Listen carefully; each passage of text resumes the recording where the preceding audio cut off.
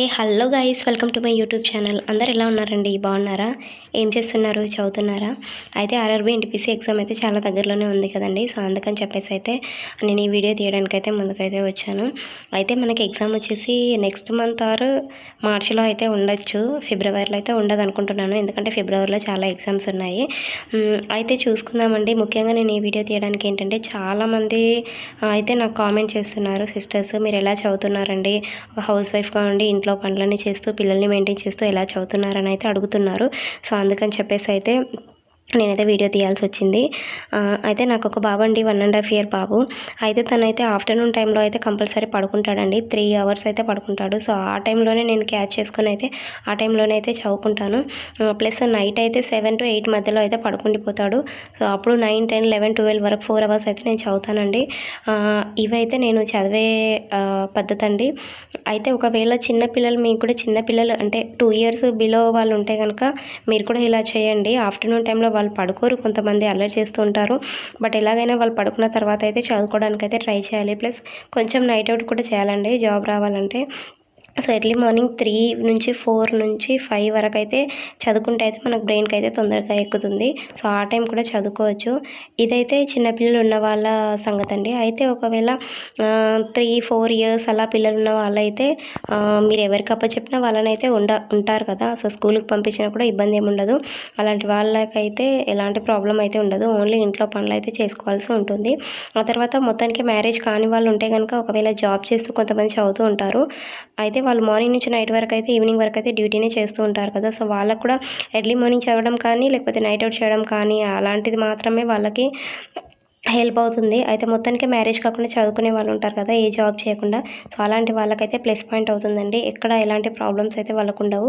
కంటిన్యూగా చదువుపైనే ఉంటుంది కాబట్టి వాళ్ళకైతే తప్పకుండా జాబ్ వచ్చే అవకాశం అయితే ఉంది. మన వాళ్ళకైతే కొంచెము, మనలాంటి వాళ్ళకైతే కొంచెం అయితే తక్కువ ఛాన్సెసే ఉన్నాయి. బట్ అసలు మనము గివప్ అయితే ఇవ్వద్దండి, చదువుకోవాలి.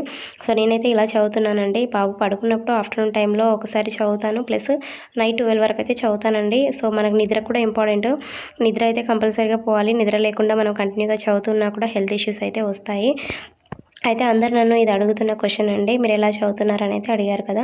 సో నెక్స్ట్ అడుగుతున్న క్వశ్చన్ ఏంటంటే మనకి మీరు నోట్స్ ఎక్కడి నుంచి ప్రిపేర్ చేసుకుంటున్నారు, ఆ పీడిఎఫ్స్ ఏమైనా ఉంటే పెట్టండి మాకు అని అయితే అడుగుతున్నారండి.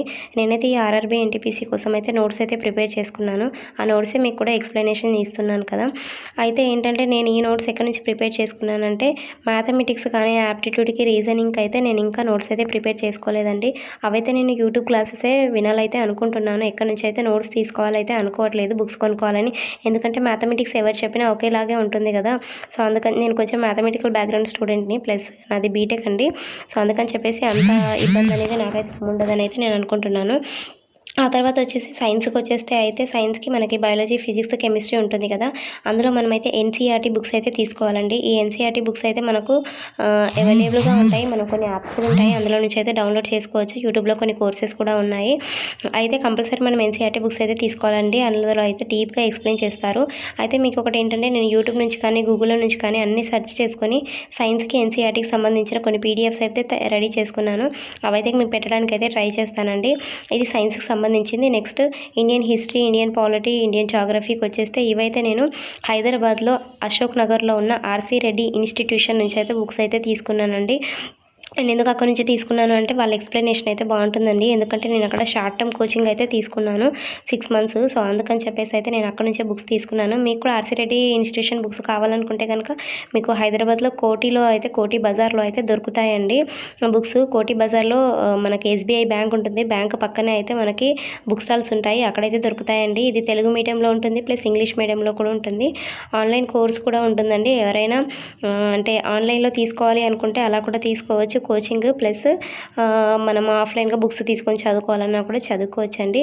సో నేను ఇవైతే అక్కడ నుంచి అయితే తీసుకున్నాను. నెక్స్ట్ కరెంట్ అఫైర్స్కి వచ్చేస్తే కరెంట్ అఫైర్స్ అయితే నేను న్యూస్ పేపర్ చదువుతున్నానండి. న్యూస్ పేపర్ ప్లస్ యూట్యూబ్లో కొన్ని క్లాసెస్ కూడా వింటున్నాను. సో అవైతే నేను వాటిని బట్టి అయితే నోట్స్ అయితే ప్రిపేర్ చేసుకుంటున్నాను. ఆ తర్వాత వచ్చేసి ఇంకా స్టాటిక్ జీకే ఉంది కదా, స్టాటిక్ జీకే కూడా నేను సేమ్ అండి యూట్యూబ్ క్లాసెసే వింటున్నాను. ప్లస్ స్టాటిక్ జీకేకి వచ్చేసి మనకు ల్యూసెంట్ బుక్ తీసుకుంటే మంచిదండి.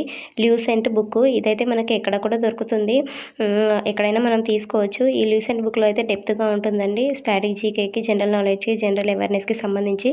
సో ల్యూసెంట్ బుక్ అయితే తీసుకోండి. ఇదైతే నేను అన్ని బుక్స్ గురించి అండి ఈ బుక్స్ అయితే నేను ప్రిపేర్ అవుతున్నాను. అయితే నా అన్ని బుక్స్ అయితే మీకు ఇంకొక వీడియోలో అయితే చూపిస్తానండి ఎక్కడి నుంచి తీసుకున్నాను, ఏమేమి బుక్స్ ఉన్నాయి అనేవి. అయితే ఈ బుక్స్ అయితే మీరు తీసుకోండి, ఇలా అయితే చదవండి, ఎంతో కొంత అయితే మీకు యూజ్ అవుతుంది కదా.